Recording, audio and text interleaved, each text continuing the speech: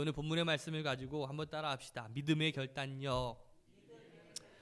오늘 이 다니엘의 결단력이라고 하는 주제를 가지고 함께 오늘 말씀을 나눠보고자 합니다. 계속해서 제가 다니엘에 대한 이야기를 하고 있습니다.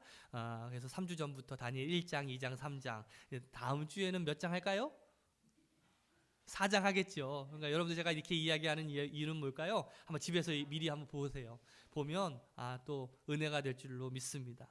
오늘 하나님께서 이 다니엘과 이 세 명의 친구들을 어떤 하나님의 역사의 현장에 이제 세우시는 장면이에요.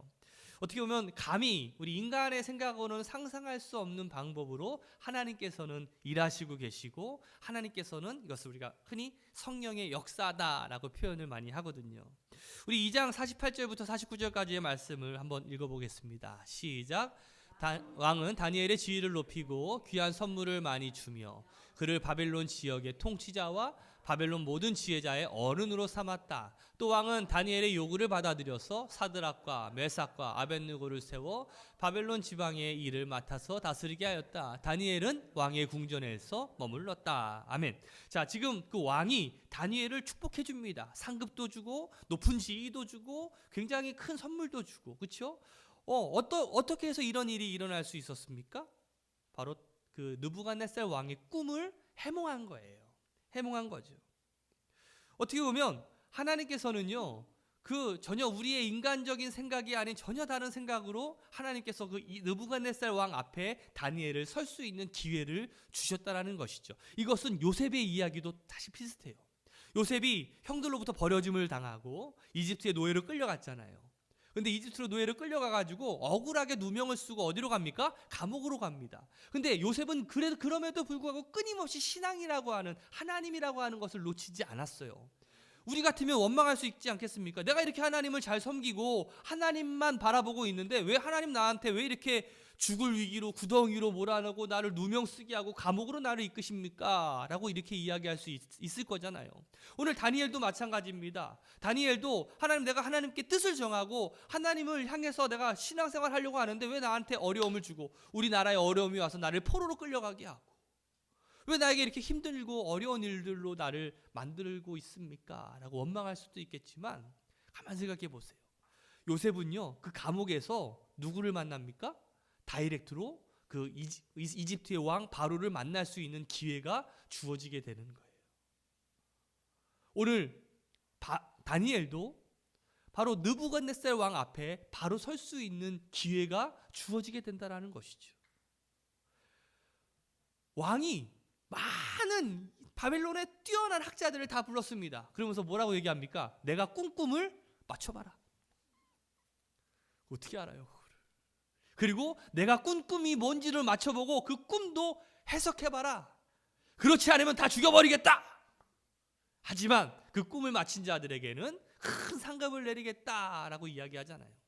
인간적인 방법으로는 전혀 풀 수 없는 문제예요. 그때 다니엘에게 하나님께서 환상을 주십니다. 그리고 그 꿈의 내용을 보여주시죠. 그 결과 이 다니엘이 그 꿈을 맞힌 그 답례로 고관직에 오르게 되고 큰 상급을 얻게 되는 거 아니겠습니까? 오늘 3장의 내용은 그 꿈을 해몽하고 이제 그 느부갓네살 왕에게 총애를 받기 시작하는 그 이후 15년이 지난 이후의 이야기예요. 우리 3장 1절 말씀 한번 읽어볼까요? 시작.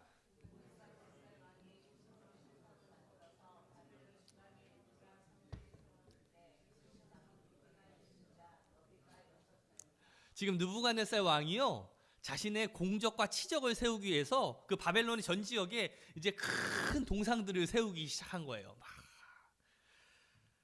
아마 여러분들도 아마 공감하실 겁니다. 사람은요, 자기가 듣고 싶은 대로 듣는 것 같아요. 공감하십니까? 사람들은 자기가 듣고 싶은 것만 듣는 것 같아요. 느부갓네살 왕이 이 신상을 만드는데 뭘로 만들었어요? 금으로 만들었어요. 근데 왜 금으로 만들었을까? 우리가 2장을 우리가 좀 거슬러 올라가 보면 다니엘이 이 왕의 꿈을 해석하는 장면을 여러분들 기억하실 거예요. 우리 2장 37절 38절 말씀입니다. 읽어봅시다. 시작. 임금님은 왕들 가운데서 으뜸가는 왕입니다. 하늘의 하나님이 임금님께 나라와 권세와 힘과 영광을 주셨습니다. 사람과 들의 짐승과 공중의 새를 그들이 어디에 있는지 임금님의 손에 넘겨주시고 이 모두를 다스리는 통치자로 세우셨습니다. 임금님은 바로 그 금으로 된 머리이십니다. 오, 임금님이 최고입니다. 그렇죠? 막 그게 다였어요? 그 뒤까지 읽어봤어야 되잖아. 그렇죠? 그런데 역사를 주관하시는 분은 하나님이십니다. 바벨론이 망하고 임금님이 망하고 그 페르시아가 이제 들어오게 되고 페르시아가 망하고 알렉산더의 헬라 제국이 들어서게 되고 헬라 제국이 망하고 로마 제국이 들어서게 되는 것이 하나님께서 정하신 역사의 방법입니다. 이 역사의 주인은 하나님이시라는 것을 알기를 원했어요. 하나님께서 왜 느부갓네살에게 그 꿈을 꾸게 하셨을까? 역사를 주관하시는 분은 하나님이라는 거예요. 사람이 세운 왕국은 언젠가는 무너지게 되어 있고 바뀌게 되어 있다는 거죠. 그래서 오히려 그것을 알고 겸손하게 하나님께 무릎 꿇고 하나님의 뜻대로 왕이여 행하시옵소서라고 이렇게 얘기한 건데 그 뒤에 거는 다 들리지도 않아. 뭐만 들려? 금으로 된 머리이십니다. 금으로 된 머리이십니다. 요거밖에 기억이 안 나는 거야. 듣고 싶은 대로만 듣는 거죠. 이 바벨론 제국이 점점 강대해지고 지역에 있는 많은 나라들을 점령해 가고 식민지를 세워가면서 이제 어떻게 보면 자아도취에 빠졌던 것 같아. 교만해진 것이라고 할 수가 있겠죠. 아마 여러분들 기억하실 겁니다. 그 다니엘의 다니엘이 그 꿈 해몽을 하면서 정말 그의 영특함을 보면서 오히려 이 느부갓네살 왕이 다니엘에게 이렇게 이야기하잖아요. 너의 하나님은 참으로 모든 신들 중에 신이구나. 모든 왕의 주제시구나라고 여러분들 고백했던 것들을 여러분들 기억하실 거예요. 그런데 이제 왕이 이제 자신이 그 하나님의 자리에 올라서게 되죠. 우리 2절과 3절 말씀 한번 읽어볼까요? 2절과 3절 시작. 느부갓네살 왕이 전령들을 보내서 지방 장관들과 대신들과 총독들과 고문관들과 재무관들과 판사들과 법률가들과 지방 모든 관리들을 느부갓네살 왕이 세운 신상의 제막식에 참석하게 하였다. 그래서 지방 장관들과 대신들과 총독들과 고문관들과 재무관들과 판사들과 법무가들과 지방 모든 관리들이 느부갓네살 왕이 세운 신상의 제막식에 모여서 느부갓네살 왕이 세운 그 신상 앞에 섰다. 자, 오늘로 치면 이 정계에서 내놓으라 하는 사람들을 예를 들어서 뭐 도지사, 국회의원, 구청장, 뭐 지방경찰청장, 뭐 법원장, 뭐 검사장, 정경련 회장, 신문사 사장, 뭐 이장, 뭐 통장, 반장, 그렇죠? 오라고 하는 사람들도 다 오라고 해가지고 모이게 한 거예요. 그 목적이 뭐예요? 5절 이하에 말씀하는 것처럼 절하라라는 거예요. 절하라. 누구에게 절하라? 그 느부갓네살 그 동상 앞에 절하라는 거예요. 신사참배, 우상숭배라고 할 수가 있겠죠. 사랑하는 우리 새로운학교 성도 여러분, 시험이 없는 신앙생활은 없어요. 우리 옆 사람한테 한번 인사해 봅시다. 시험이 없는 신앙생활은 없습니다. 우리가 예수를 믿어도요, 타락한 문화의 유혹에 빠질 수가 있어요. 중독에 빠질 수가 있고요. 무능하고 타락한 상사들 때문에 어려움을 겪을 수도 있고요.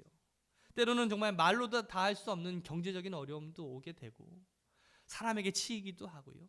많은 그러한 어려움과 또 절망들을 경험할 수도 있습니다. 근데 왜 이렇게 믿는 자들에게 이런 시험이 올까? 내가 하나님을 잘 믿겠다고 하는데 왜 우리 삶에 어려움이 오고 고난이 오고 질병이 오고 왜 문제가 닥칠까?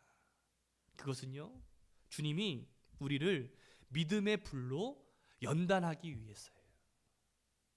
베드로전서 1장 7절 말씀을 보면 하나님께서는 여러분의 믿음을 단련하셔서 불로 단련하지만 결국 없어지고 마는 금보다 더 귀한 것이 되게 하시며 예수 그리스도께서 나타나실 때에 여러분에게 칭찬과 영광과 존귀를 얻게 해 주신다라고 말씀하고 있어요. 마귀는요, 사단은 우리를 넘어뜨리려고 하지만 하나님은 우리 믿음의 내공을 성장시키기 위해서 우리에게 시험을 주셔요. 그리고 언젠가는 우리가 그 믿음을 드러내야 될 시점, 드러내야 될 타이밍이 분명히 우리 삶 가운데 나타납니다. 6절 말씀 읽어볼까요? 시작. 누구든지 엎드려서 절을 하지 않는 사람은 그 즉시 불타는 화덕 속에 던져 넣을 것이요. 여러분들 같으면 이런 위협 속에서 어떤 선택을 하시겠습니까? 지금 우리나라는 자유민주공화국이라 종교의 자유가 있어요, 없어요? 있어요. 그래서 뭐 그냥 우리가 이 자리에 와서 편하게 예배 생활하는데 누가 뭐라고 하지 않아. 제가 전에 막 불 받아가지고 막 뜨거워져가지고 제가 막 순교를 결심하고 제가 중국 하얼빈에 한번 선교하러 갔던 적이 있잖아요. 거기서 이제 누구를 만났냐면 이제 북한에서 넘어온 청년들을 만났어요. 이 청년들이 그곳에서 보니까 북한에는 종교가 있을까요, 없을까요? 종교를 인정하지 않아요. 공산주의자는 인정하지 않아. 그래서 그럼에도 불구하고 그 신앙인들이 있을까요, 없을까요? 있어요. 어떻게 아세요, 여러분들? 어디서 들어서 아시죠?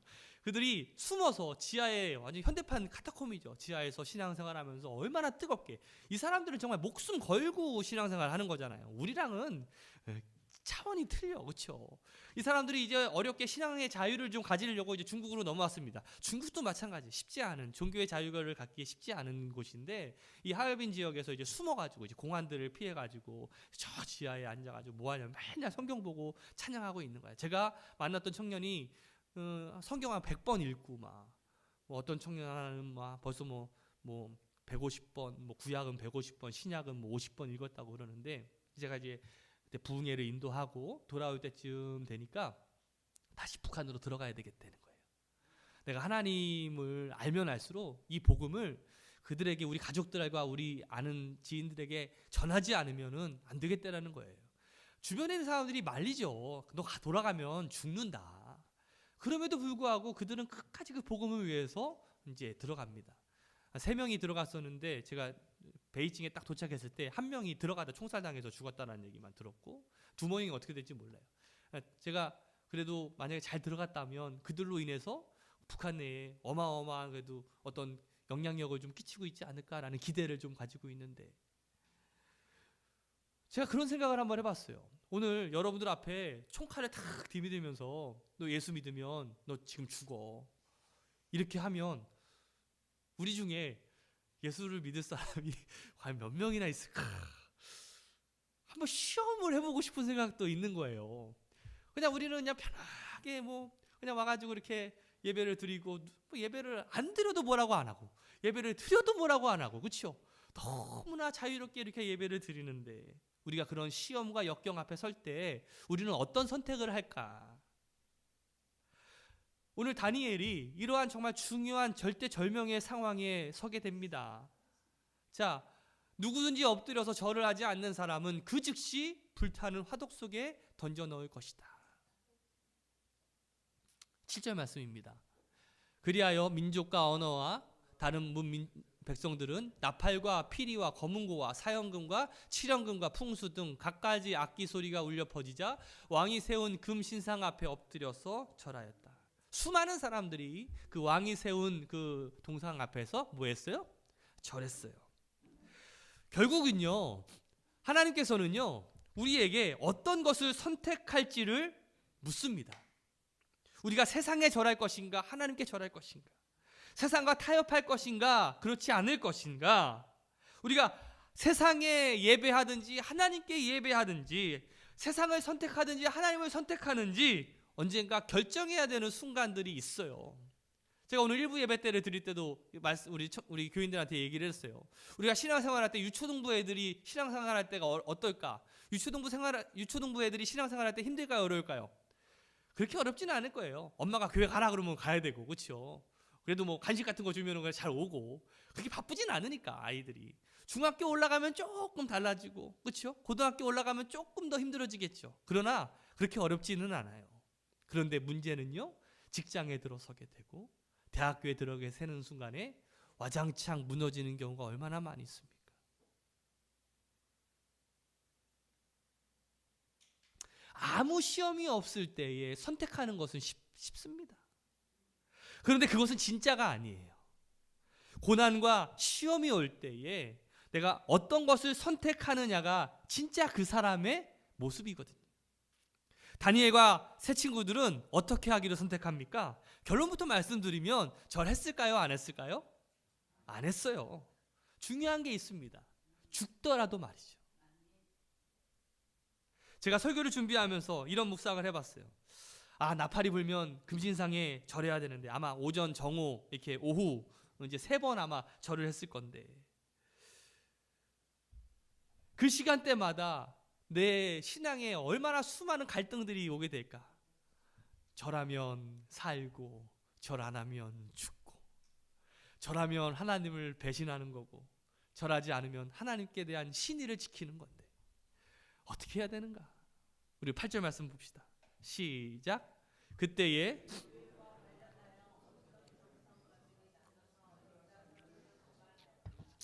자, 지금 이 이야기는 이 점성술가들이 어떤 사람들이었습니까? 여러분들 2장에 보면 원래 그 느부갓네살 왕의 어떤 꿈을 해몽하는 사람들이었어요. 그 당시에 권력자들이었고 그 당시에 어떻게 보면 내노라 하는 왕의 측근들이라고 할 수가 있겠죠. 그런데 지금 다니엘이 그 왕의 꿈을 해몽하는 바람에 이들이 소위 일종의 개밥이 된 거죠. 완전히 그냥 뒷방신세가 전략하게 만 거예요. 오히려 다니엘이 크게 선 거야. 그러니까 이 점성술가들이 다니엘을 좋게 보고 있을까요? 아니죠. 얘를 어떻게 해서라도 끌어내리려고 조그만한 틈이라도, 조그만한 흠집이라도 내려고 그냥 호시탐탐 노리고 있는 그 상황에 지금 이러한 시련의 때가 온 거예요. 이 점성술가들이 이 다니엘이 절하는지 절 안 하는지, 절을 안 하는지를 계속해서 지켜보고 있었다는 거 아니겠어요? 그래서 그거를 보고 그래 이때다, 너 한번 죽어봐라 하고서 왕에게 가가지고 이른 거 아니겠어요? 제가 이 이야기를 말씀을 묵상하면서 그런 생각을 해봤어요. 우리가 이 믿음 생활을 하면서 우리가 어느 정도 이렇게 계속해서 성장해 나갈 때 그거를 세상 사람들은 좋아하지 않는다라는 거예요. 어떻게 해서든지 그 사람을 끄집어 내리려고 하고 어떻게 해서든지 흠집을 잡으려고 우리를 지켜보고 있고, 지켜보는 게 사랑스러운 눈빛으로 지켜보고 있는 게 아니라 공격적인 눈빛으로, 시샘어린 눈빛으로 우리를 지켜보고 있다는 거죠. 회식 자리에서 야, 한 자리면 어때? 야, 내가 아는 교회 다니는 사람들 아무개 집사야, 아무개 권사야, 아야 장로들도 술 한 잔씩 하더라, 야, 그렇죠? 일을 맡은 자리에서도 마찬가지예요. 야, 크리스천으로는요 더욱 성실하게 해야 되는데 오히려 틈도 없이 빈틈 없이 또 공명정대하게 해야 되는데 야, 예수 믿는 사람들이 더 하더라, 야. 가만 보면 하나님을 믿는 사람들은요 참 피곤할 것 같아, 그렇죠? 자유롭지도 못할 것 같아. 그런데 참 중요한 원칙이 하나가 있습니다. 우리는 하나님 눈치를 보는 사람이지 사람 눈치 보는 사람이 아니라는 것. 사람의 눈치를 보면요 사람이 바뀔 때마다 달리 행동해야 돼요. 그렇지 않습니까? 그러나 하나님의 눈치를 본다는 것은요 정해진 원칙이 있는 거예요. 하나님은요 바뀌지 않으셔요. 하나님은 불변하시는 하나님이십니다. 다니엘과 이 세 친구들은 흔들림 없이 하나님의 원칙을 지키면서 살아가요. 이들을 흔들기 위해서 세상 사람들은 막 달려들기 시작하죠. 다니엘과 세 친구들은요 잠깐 흔들릴지는 모르지만 그러나 하나님을 붙잡은 사람들은요 흔들리지 않습니다. 옆 사람한테 한번 이렇게 인사해 보세요. 흔들리고 있습니까?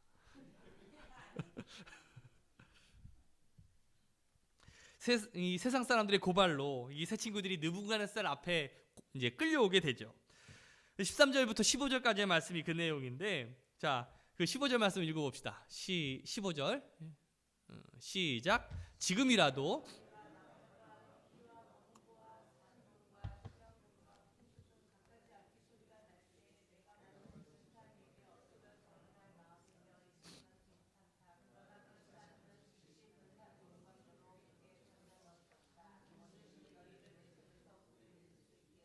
아멘.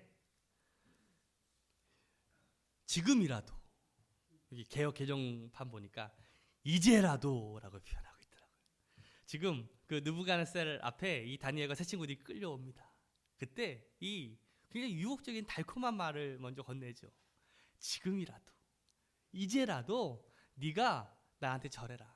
아니 오늘 지금 당장 안 하더라도 이게 성경 말씀 보니까 안 넘어간다. 뒤로만 넘겨봐. 하나만. 아니.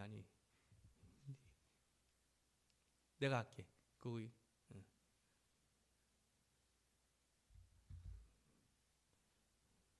15절 말씀. 지금이라도 너희가 나팔과 피리와 검은고와 사형군과 칠형군과 풍수 등 갖가지 악기 소리가 날 때 내가 만든 신상에 엎드려 절할 마음이 되어 있으면 괜찮다. 오늘 당장 지금 안 하더라도 네가 마음만 먹어라. 내일부터 해라. 지금이라도 네가 할 마음이 있으면 내가 너를 살려주겠다. 이 얼마나 달콤한 유혹입니까? 세상 사람들은, 이 세상은 여러분들을 잡아삼킬 때 이제라도, 지금이라도 유혹의 말로 여러분들을 삼키고 있어요. 그런데 사드락과 메삭과 아벳느고는요, 신상에 절하느냐 마느냐 하는 문제에 대해서 전혀 고민의 문제가 아니었어요. 왜? 이건 당연한 거니까. 여러분, 우리가 하나님을 믿는 사람들에게는요, 타협할 수 없는 것들이 있습니다. 이것을 제가 지난 시간에 한번 신앙의 영적 마지노선이라는 표현을 썼었는데, 오늘 여러분들의 신앙에서 이 세상 사람들에게, 이 세상에 양보할 수 없는 여러분들의 신앙의 마지노선이 분명히 있어야 됩니다. 물론 우리가 이 세상에 함께 살아가는 존재고, 또 더 큰 의미로는 이 세상을 변화시키기 위해 우리가 세상으로 들어가야 되는 사람들이잖아요. 그럼에도 불구하고 우리가 세상과 타협하면서 살아가지 말아야 될 나의 신앙의 영적인 마지노선이 분명히 있는지를 먼저 체크해 봐야 돼. 다 양보할 수는 없잖아. 다 타협할 수는 없잖아요. 그리고 언젠가는요, 분명히 자신의 믿음을 드러낼 수밖에 없는 그 시점, 그 타이밍이 있다라는 거예요. 오늘 이 다니엘과 그 세 명의 친구들은 자신의 믿음의 결단력을 보여주는 그 시점이 바로 이 시점이었어요. 그게 믿음의 결단력이라고 할 수가 있는 거겠죠. 어떻게 보면 이 세 명의 친구들은요, 여러분들 종교개혁자 그 마틴 루터보다 훨씬 더 위대했던 사람이었어요. 루터도 또한 이제라도, 지금이라도 하는 유혹을 받게 됩니다. 그 당시 루터가 그 로마 교황청의 그 면죄부 판매에 대해서 비판을 하면서 성경적인 하나님의 뜻이 이것이 아니라는 것을 공표하면서 로마 카톨릭과 막 싸웠잖아요. 여러분들 그 역사 시간에 잘 안 배우셨습니까? 그래서 그 당시 이 루터가 로마 교황청에 끌려갑니다. 끌려가서 카톨릭에서 이렇게 얘기하는 거예요. 네가 이제라도, 네가 지금이라도 네가 한 말을 다 취소하면 지금까지 네가 어떤 일을 했던지 간에 그걸 문제 삼지 않겠다. 저는 이 교황의 선언 앞에 루터가 이 세 명의 친구들과 같이 똑같이 대답을 했었더라면 좋았을 텐데, 늘 아쉬워하는데 그는 그러지 못했어요. 루터가 이렇게 말합니다. 하루만 시간을 주십시오. 하루만. 생각해 보겠습니다. 그리고 집에 갔어요. 집에 가가지고 생각을 했어요. 하루 지나가지고 다시 와가지고 했던 말이 뭔지 아세요? 그동안 제가 이야기했던 게 내가 잠깐 미쳤나 봅니다. 제가 그 위대한 우리 교황님께 제가 큰 범죄를 저질렀습니다. 그동안 과거는 묻지 마시고 이제 앞으로 제가 말 잘 듣겠습니다. 이렇게 얘기했을까요? 아닙니다. 결국 루터는 옳은 길을 선택했지만 이제라도라는 말, 지금이라도라는 말에 잠깐 멈칫했다라는 거예요. 여러분들은 어떻습니까? 이제라도 수많은 유혹의 말에 주저하거나 넘어지지는 않았습니까? 사랑하는 우리 새로운학교 성도 여러분, 우리는 하나님의 능력을 믿어야 됩니다.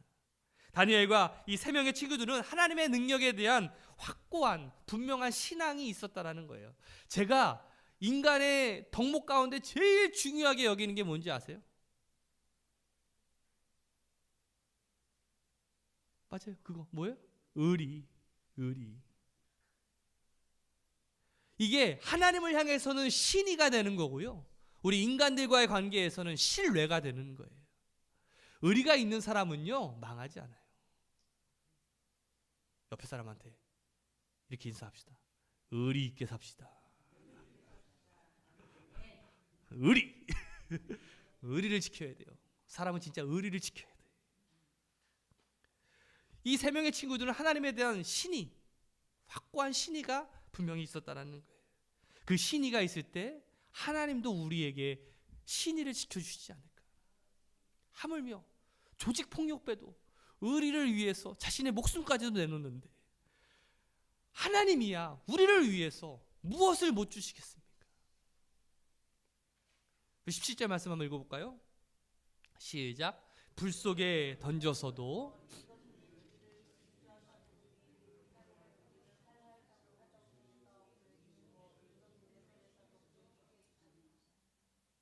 우리가 하나님의 일, 정당한 일을 하고 있는 이상 하나님 아버지는 자신의 자녀인 우리를 도우실 것이, 오늘날 우리가 이 무력한 시대 우리가 다시 하나님의 능력에 대한 신뢰를 다시 회복하는 일이 얼마나 중요할까. 오늘 사드락, 메삭, 아벳느고가 어떻게 이러한 능력을 신뢰할 수 있었을까요? 그들은 하나님이 자신을 위해서 일하실 약속을 확신했다라는 거예요. 하나님이, 우리가 하나님께 신뢰할 때 하나님이 나를 어떻게 이끄실지를 그들은 확실하게 믿었다라는 거예요. 시편 43편 2절 말씀에 보면 이런 말씀이 있어요. 내가 물 가운데로 지날 때에 내가 함께 할 것이라. 강을 건널 때에 물이 너를 침몰치 못할 것이며 내가 불 가운데로 행할 때에 타지도 아니할 것이요 불꽃이 너를 사르지도 못하리니. 우리의 믿음의 선배들은요, 어려움을 만날 때마다 하나님이 그들을 도와주셨음을 익히 알았어요. 오늘 여러분들도 이 진리를 깨달으시기를 주님의 이름으로 축복합니다. 인간의 눈으로 보기에는 다 망한 것 같고 다 무너진 것 같고 절망이지만 하나님은 살리셔요. 하나님이 세우셔요. 우리 눈앞에는 다 막혀 있는 것 같지만 하나님은 우리 인간의 눈을 뛰어넘으시는 분이시잖아요. 다니엘을 그 느부갓네살 앞에 세울 때도 그랬고요. 요셉을 바로왕 앞에 세울 때도 그랬어요. 우리가 인간적인 생각으로 갔을 때는 아니 그럴 기회도 일어나지는 못할 수도 있었겠지만 하나님은 단순간에 그것을 뛰어넘는 은혜를 우리에게 주신다는 사실이에요. 전제 조건이 뭐예요? 하나님을 끝까지 신뢰할 때 어떤 고난과 어려움이 닥칠지라도 이것이 우리 신앙의 진리고 이것이 신앙의 신비예요. 제가 말씀을 준비하면서 18절의 말씀을 묵상할 때 가슴이 막 두근두근해지기 시작했어요. 정말 나라면 이런 고백을 할 수 있을까? 여기에 어떤 신앙의 등급이 진짜 정해진 것 같아요. 사실 신앙의 등급이라는 것을 매기기는 참 어렵겠지만 이 신앙의 수준이라는 것이 정말 다르구나. 이 18절 한번 읽어볼까요? 시작. 비록 그렇게 되지 않더라도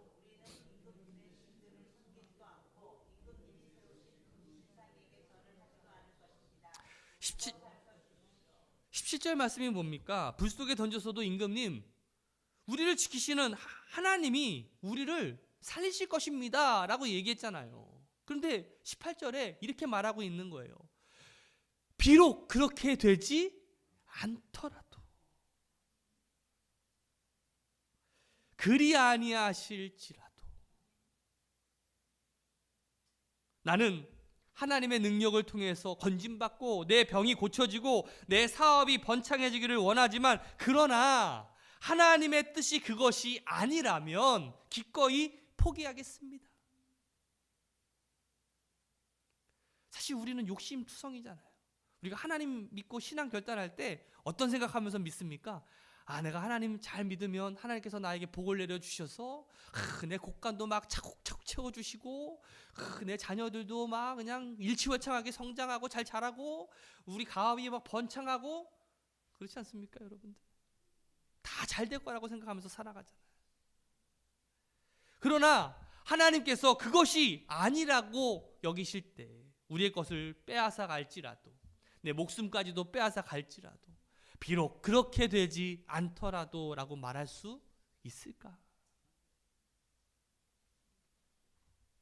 하나님의 능력을 신뢰하는 것은 참 신나는 일입니다. 그러나 하나님의 뜻이 내 소원과 내 의지와 다르다면 어떨까요? 우리는 아예 고난받기를 원하지 않으시죠. 그러나 주님은 우리로 하여금 고난받게 하신다라는 것, 어려움을 당하게 하신다라는 것, 그러나 또한 그 어려움을 감당하게 하시며 우리 곁에 함께 하고 계신다라는 하나님. 저는 오늘 그 신앙의 신비를 여러분들 깨달으시기를 주님의 이름으로 축복합니다. 여러분들 그 포항에 가면 유명한 대학교 하나 있죠. 우리 포항 고향이신 무슨 대학 있죠? 한동대, 그렇죠? 한동대를 처음에 개교할 때 그 한동대에 하나님의 사람을 배출하기 위해서라는 그 표를 가지고서 이 대학을 만들었어요. 그 당시 초대 총장이었던 김영길 총장이 원래 그 카이스트라고 하는 그 아주 그냥 거기서 뭐랄까 안정적인 그냥 편하게 지낼 수 있는 그럴 수 있는 기회가 있었음에도 불구하고 어떤 하나님을 향한 하나님의 인재를 만들겠다라는 신념하에 한동대를 개교합니다. 근데 이 설립자의 가문이 갑자기 어떤 어려움을 당하게 되자 이제 어떤 자금 출연이 어려워지게 됐어요. 그래가지고 많은 빚을 막 떠안게 됩니다. 그래서 한동대 개교 이후에 이 김영길 총장이 어떤 법원, 뭐 경찰서, 노동청 무려 한 80여 차례나 고소를 당하고요. 그리고 그 재정 업무를 맡았던 부총장은요, 그냥 그 채무자들한테 그냥 멱살잡이 하고서 막 학생 식당에서 막 끌려다니는 막 그냥 수모까지도 겪게 되죠. 한동안 막 한동대의 여러 가지 뉴스를 통해서 많은 어려움을 얼마나 겪었는지 몰라요. 결국은 재정 횡령 혐의로 이제 이 김영길 총장이 감옥에 1심에서 2년은 징역을 선고받게 됩니다. 수감 후 첫 면회에서 그 아내가 이제 김영애 사모님이신데 남편에게 이렇게 말합니다. 당신이 그 안에서 아무것도 할 수 없으니 하나님께서 더 바쁘시게 일하실 거예요. 하나님께서 이 안에 있으라고 하는 날까지 느긋한 마음으로 계세요. 그러자 남편이 이렇게 얘기합니다. 나도 그렇게 생각하고 있어. 그리고 믿고 있어. 하나님께서는 반드시 합력하여 선을 이룰 것이요. 지금까지 너무 바쁘게 지냈으니 이제 이곳에서 하나님을 가까이서 만나야겠어. 이게 믿음 있는 사람들은요, 참 대화를 해도 수준 있게 하는 것 같아. 오늘 저는 여러분들이 그러한 사람 되시기를 주님의 이름으로 축복합니다. 나에게 시련과 어려움, 내가 지금 하나님의 학교를 세우려고 하는데 왜 하나님께서 나에게 이렇게 억울하게 하시는가? 그냥 눈앞에 있는 어려움만 보지 마시고 그 눈앞에 있는 어려움 뒤에 있는 하나님의 계획과 하나님의 섭리를 기대할 수 있는 믿음의 사람들이 되시기를 주님의 이름으로 축복합니다. 이게 하루아침에 될까요? 그렇지 않습니다. 우리 오늘 이 시간, 오늘 여러분들이 믿음의 결단을 끊임없이 해나가고 하나님을 신뢰하는 법을 끊임없이 배워야 되는 거예요. 세상이 여러분들을 향해서 끊임없이 유혹합니다. 지금이라도 늦지 않았어. 하나님께 더 한 발자국 발담그기 전에 빨리 나와라. 야, 세상에 좋은 게 얼마나 많이 있는지 몰라. 야, 너 하나님 믿으면 그때부터 고생 시작이다. 너 하고 싶은 것도 마음대로 하지 못하고 너 힘들어. 오히려 편하게 조금 이렇게 사기도 좀 치고 좀 뭔가 좀 술수도 좀 부리고 훨씬 더 잘 나갈 수 있어 라는 이 달콤한 유혹 앞에 여러분들 무너지지 마시고 오늘 여러분들의 신앙을 보여주어야 될 때가 지금이라는 것, 오늘 믿음의 결단력을 보여주어야 할 때가 바로 지금 이 순간이라는 사실을 꼭 깨달으시고 불같은 시험을 만날 때에도 우리가 하나님께 맡기고 믿음으로 기다릴 수 있는 믿음의 성도들 되시기를 주님의 이름으로 축복합니다. 평범과 비범의 차이가 바로 이 타이밍에 있는 거예요. 여러분들이 평범한 삶을 살아갈 것인가 아니면 하나님께 쓰임받는 비범의 삶을 살아갈 수 있을 것인가, 그것은 내가 내 삶을 통해서 하나님을 드러내는 것이죠. 하나님의 원칙을 따르시기를 주님의 이름으로 축복합니다. 하나님의 사람이 지는 것처럼 보이고 흔들리는 것처럼 보이지만 결국은 승리한다라는 사실, 오늘 3장의 결론의 말씀이 뭡니까? 30절이에요. 우리 읽어봅시다. 시작. 왕은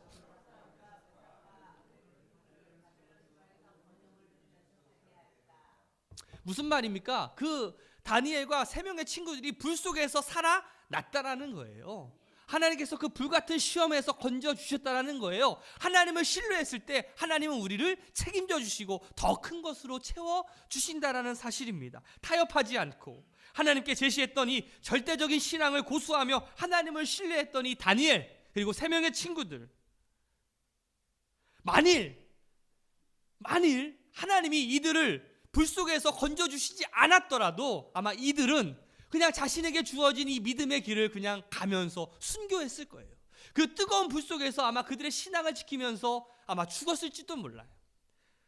그리 아니하셨을지라도, 즉 기적이 나타나지 않았을지라도 여전히 기뻐하고 감사하며 찬송할 수 있었던 믿음을 가진 사람들, 하나님께서 그 사람들을 가만히 내버려 두시지 않으신다는 사실을 꼭 기억하시기를 주님의 이름으로 축복합니다. 오늘 여러분들이 내가 주님을 믿고 살겠습니다, 내가 신뢰하면서 살겠습니다, 하나님께서 제시하신 그 말씀의 원칙대로 내 신앙의 마지노선을 지키며 내가 살아가겠습니다라는 그 믿음의 결단력을 보여줄 수 있는 우리 새로운 함께 성도들 되시기를 주님의 이름으로 축복합니다. 기도하겠습니다.